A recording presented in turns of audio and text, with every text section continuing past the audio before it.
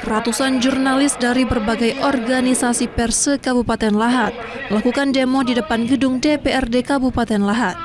Aksi yang berjalan damai tersebut dipicu oleh tindakan oknum aparatur sipil negara bertugas di DPRD Lahat berinisial LK yang dinilai telah merendahkan profesi jurnalis. Insiden tersebut terjadi 26 Agustus lalu saat sidang paripurna DPRD Lahat, di mana saat momen pengambilan foto dewan terpilih, LK menggunakan mikrofon untuk mengeluarkan pernyataan yang dianggap tidak pantas terhadap jurnalis yang sedang bertugas.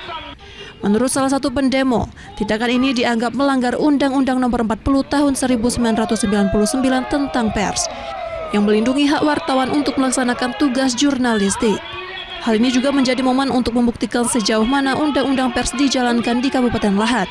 Karena selain demo, kejadian ini akan dilaporkan kepada pihak berwajib untuk memberi efek jera. Berkaitan dengan adanya dugaan penghalangan tugas jurnalistik di gedung DPRD Lahat saat pelantikan anggota DPRD terpilih beberapa waktu lalu. Makanya hari ini kami menyampaikan aspirasi dengan tujuan agar tidak terjadi lagi hal-hal serupa.